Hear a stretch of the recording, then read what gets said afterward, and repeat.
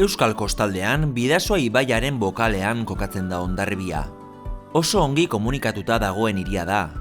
Aireportua du, Irungo nazioarteko tren geltokitik 2-3 kilometro eskasera dago, eta Europa osoarekin komunikatzen duen errepide sarea du. Klima atlantikoa izanik, uda eta neguak leunak ditu. Horri, hondartza, ostalaritza eta kirol azpiegiturak gehituta turismorako hiri erakargarria egiten du. Egun, nortasun ezberdinak eta nabariak dituzten hainbat auzotan sakabanatutako 16.000 biztanle baino gehiago ditu. Auzo zaharrean, Marinelen auzoan eta baserriak dauden Jaizkibel mendiaren magalean biltzen da bertako lagunen aniztasuna. Udan aldiz, 40.000 biztanleko kopurua gainditu egiten da eta une zehatzetan zifra hori bikoiztu egiten da. Gehien bat, zerbitzuen sektorean oinarrituta dago Hondarribiako ekonomia. Hala ere, arrantzak eta familia nekazaritzak ere badute garrantzia herriaren eguneroko bizitzan.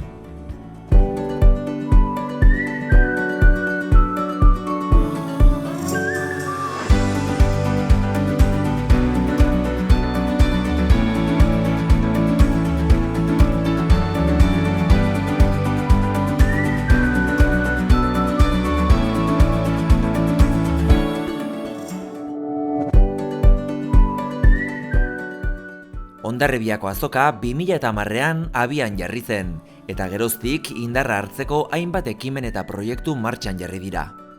Komunikazio eta irudialdetik eboluzio bat jasandu azokak. Kokaleku eta merkatuaren egunetan ere aldaketa egonda. Hasiera batean, asteazkenetan bakarrik egiten zen Alamedan, baina gaur egun hemen San Pedro kalean ere egiten da larunbatetan. Postu kopuru aldetik azoka txikia da eta udalaren ahalegina erreleboa sustatzean egonda, baita biztanleriari bertako produktuak kontsumitzea bultzatzean ere.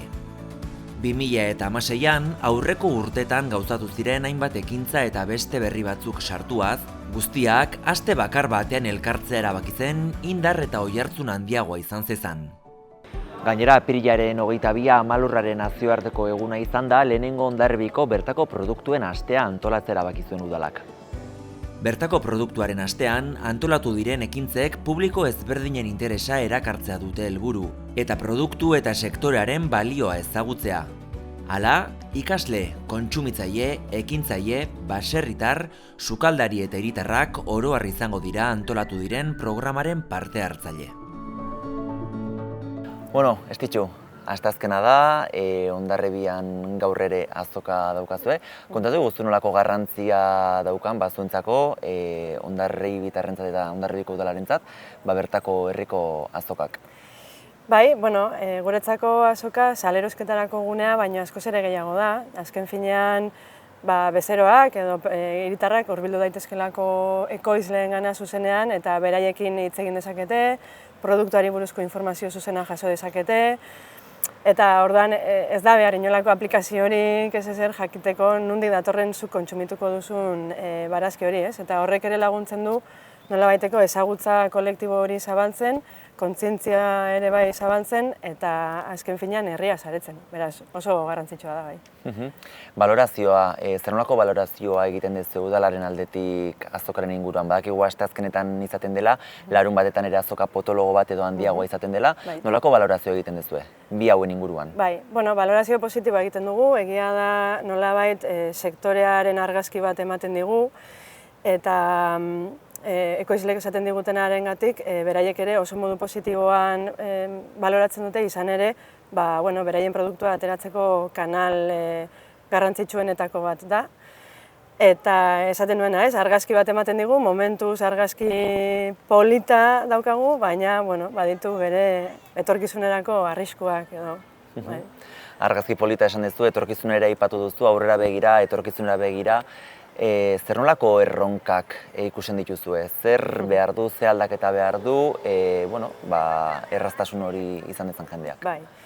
Hemen agian bi mailatan ditugu guk Hondarribian behintzat erronkak, ez? Alde batetik oso gureak direnak, oso lokalak, eremua adibidez, ez? Kalean, San Pedro kalean egiten da, esaten duzun bezala, merkatu nagusiena, larumatekoa, nahiz eta Alde Zaharrean ere egiten den asteazkenetakoa, baina ez daukagu estalperik, ez daukagu ekoizle hauen egonaldi hori bermatuko duen egiturarik, hori da. Eta orduan horrek merkatua zaurgarri egiten du, beti gaude zeruari begira, haizetea baldin badator, edo euria egiten badu, eta horrek merkatuaren jarraikortasunean eragin handia du, eta beraz, erabiltzaileen artean ere dudak sortzen ditu. Beraz, hori izango zen gure lehenengo erronka, leku finko eta estali bat topatzea beraientzako. Eta gero, beste maila batean, makroagoan, edo agian beste herrietan ere zabalagoa denean, bada merkatu edo ekoizle hauen jarraikortasuna bermatzea izango da beste erronka nagusienetakoa. Egia da, bezeroen aldetik ikusten dugula kontzientziazioa eta badagoela, eta geroz eta kontsumitzaile gehiago hurbiltzen direla horrelako merkatutara, baina ekoizleak beraiek dira geroz eta gutxiago daudenak, sektore gogorra da, eta egia da, agian administrazioetatik ez diegula behar luketen laguntza guztiak ematen. Eta orduan, hortan jarriko dugu ere fokoa hurrengo urteetan.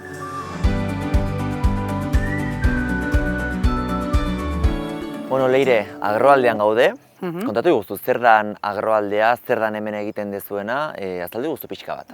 Bueno, agroaldea da, gutxi gora bera, 1500 bat, zertxogei gehiago metro karratu dituen udal eremu bada. Bertan egintzena, duela urte batzuk egintzena izan zen, udalaren aldetikan 3 sailetan banatu zen, eta hemendik kudeatuta egiten dutena da, ematen dute aukera, lehenengo sektorean hasi nahi duen ororentzako espazio bat eskaintzea. Lizitazio lehiaketa bat egiten da, zeinetan zure proiektua aurkezten dezun, eta bestela puntuazioen bitartez da egokitzen zaizu.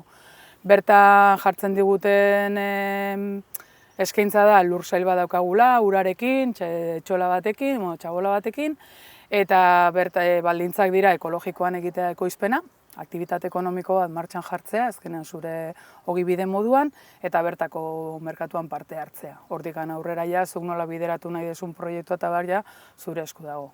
Bueno, Josi Ignacio, kontatu behaztu zure postun zer dantzu gaur saltzen nahi zeana. Udako gauza denetikan, porro, letxua, kalaza, pepino, tomate, piperrak, gindilla, azak, denetik pixkat. Laster neguko produktua ere sartzen hasiko da, ezta? Bai, hori da, azak ja pixkat hasi gara. Bueno, garai honetan, justo trantsizio garai batean gaude, eta hori udako azkeneko gauzatxoak gelditzen dira, piperrak eta berenjena batzuk bai, eta gero hori, udazkeneko lehenengo gauzatxoak ageri dira, eta negukoa ere bai, bertan dugu. Baina hori, momentu honetan banatzen, gehien bat neguko azkeneko gauzatxoak hori dana, ekologikoan ekoizten dut, azkenen, hori ere kontuan hartu beharreko gauzatxo bat dela uste dut.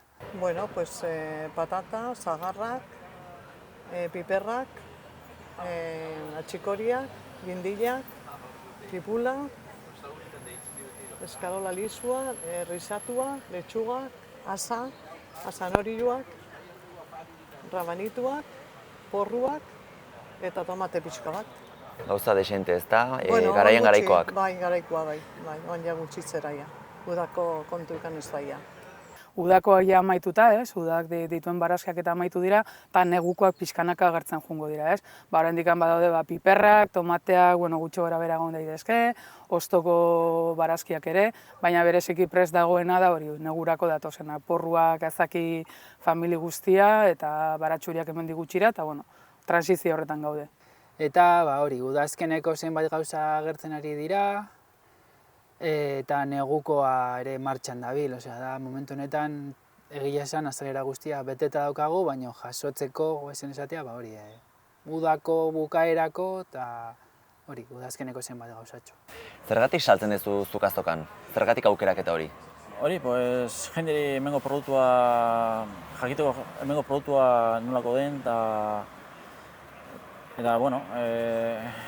jago itxura dakagu, urtetikan saltzen, eta familitien nola duen, zeitzen dugu. Ni nire musilan beti jondu naiz kanpoan lanian, pero gero ja hasi naizen berriro azokan. Zure baserria daukazu, ezta? Baserria dut, bai, eta gero azoka datorzen. Beti gustoko izan dudan gauza bat izan da. Naiz eta baserrikoaz izan, azkenean, naturalekin izan dudan lotura eta Eta egin nituen ikasketak eta direla medio, hola, grina sortu zitzaidan, eta hasi nintzen poliki lagunekin eta profesionalki hori dedikatzera bideratu ninduen guzti hori. Azokaz azoka ibiltzen zarete, kontsumo talde bat ere badaukazue. Bai. Kontatu guzu, behin hemen jasotako hori, nola saltzen dezuen, nola zabaltzen dezuen? Nire kasuan biak egiten ditut. Batetikan konsumo eredu bat dauka, zeintan pertsona talde bat izen eman dago, hilabetero diru sarrera, kuota bat ordaintzen dute, eta astero barazki saski bat jasotzen dute. Finkoa da, finkoa da esan nahi dute egun berdine jasotzen dutela. Hornitzen dugu, Oiartzundikan ekartzen ditudan ekoizle ekologiko batekin arroltzekin, beti dozen erdi arroltze, eta gero ja momentuan dagoen barazkiak. Saiatzen gara ugaria izatea, oparoa izatea, orduan beraiek egiten dutena da aste artetan etortzen dira, bakoitzak bere saskia jasotzen du, eta etxeran ematen du aste artean, ostiralean. Eta bestea da, benta zuzena merkatuan.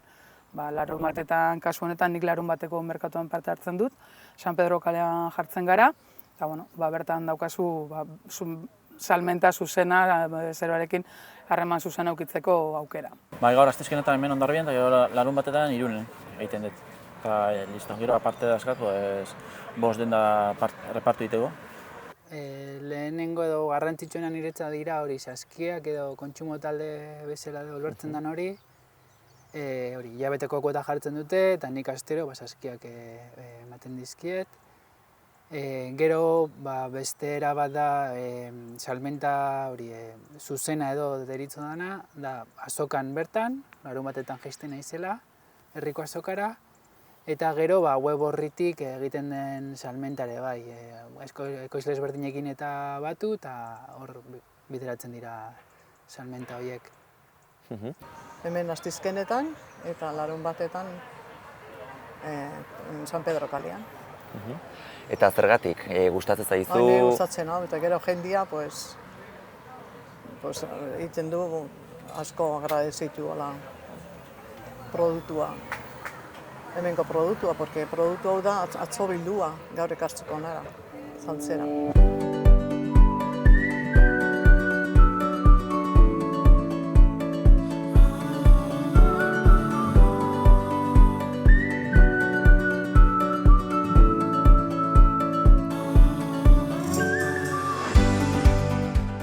Erosketak egin ditugunez, barazki hauekin gaurkoan ere beste plater bat prestatuko dugu. Goazen sukaldera.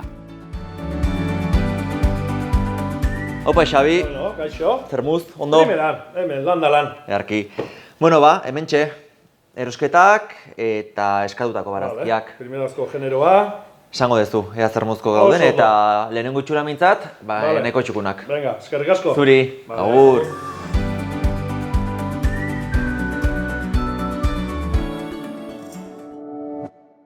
Bueno, gaurkoan, hementxe daukagu, prestatu behar dugu kokotxa bakailaoekin eta piperra batekin, prestatu behar dugu bakailaoa kokotxa bakalau klub ranero. Hori die, bi platerakin, bi errezetakin bat egiten. Adibidez, egin behar dugu kokotxak pipilian eta tomatekin, tipulinekin, piperberrekin eta pipergorrikin egin behar duguna da piperrada bat. Gero, bilak juntatuko dugu, presentatuko dugu plater baten, eta hasteko orduan, egin behar duguna da, hasieran moztu egin behar dugu, barazki guztik, juliana fin baten, adibidez, piperrak, hola moztuko dugu, eta jarriko dugu sartai baten, dana batea, jarriko dugu sartai baten dana batea, egiten olio pixka batekin eta baratxurikin, hoi egin da gero, hasiko geha jartzen pilpilea. Pilpilea jarriko dugu beste sartai baten, jarriko dugu olioa baratxuriakin eta bakailaoa jarriko dugu. Gatza pixkat, ardo txurie, eta pilpilean hasten dane momentun, atera ingo dugu zutik, eta reposoa pixkate emango diogu, bale? Eta ordun gero ligatu. Piper gorria. Bueno, hola moztuko dugu barazki guztik, tipulea ere, hola fine, eta tomatea dadotan. Horrekin zutara jungo gea. Ba, hemen ja sartaiak ja prest dauzkogu, hemen jarriko dugu oliba olioa baratxuri pixka batekin, bale? Hortxe. Seguido, ja tomatea. Utzuko dugu, kolore pixka bat hartzen utzuko dugu. Hortxe, hola danen. Tomatea. Iopa! Eta seguido, piperra da guzti, bale?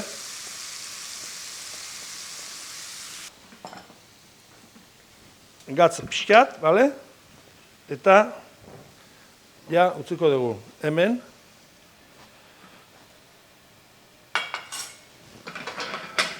Poliki, egiten. Eta guen, momentu baten, berriro, sartai hontan, jarriko dugu. Oliba olioa, baratxuriakin. Bale? Holaxe. Jarriko dugu kokotxak. Hortxe. Eta hau irekitzen jarriko dugu. Gatza. Eta ardo txuri, kasu honetan txakuline pixka, bale? Hola, txantxoa. Hau, utziko dugu irekitzen. Hasi da pixka espumatzen, hori da bere gelatina. Horrekin dia ligatu ingo dugu, pilpilia egiteko, bale? Buelta emango dugu, kokotxai. Bere gelatina ondo askatzeko. Ja, piperra da, ari den egiten, hemen, suabe. Utziko dugu, kokotxak reposatzen, gero pilpilea montatzeko. Hemen ja, daukagu bakailaua pilpilean, kokotxa bakailauna pilpilean, eta hemen piperradea ondo reduzteta nola geratzen dan, bale? Txiki inda. Orduan, platera montatzeko, lehendabizi ingo dugu daukagu 6 zati, ez? Ba, adibidez, ba, montatuko dugu, jarriko dugu hemen txontxor bat, hemen beste bat,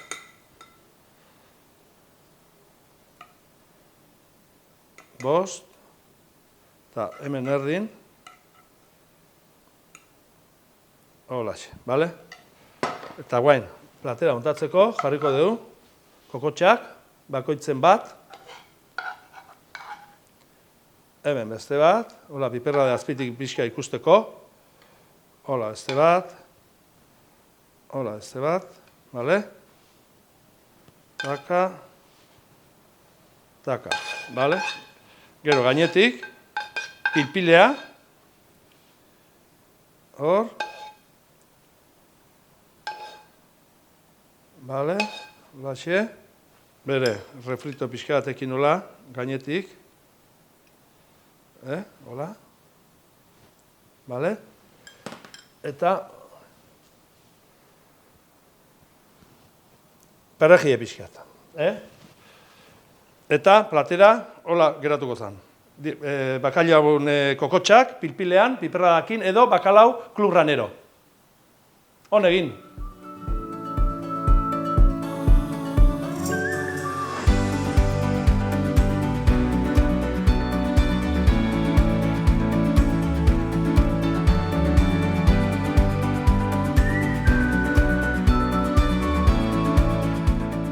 Ikusi duzuenez, gure azokek 0 kilometroko produktuak eta kalitate handikoak eskaintzen dizkigute.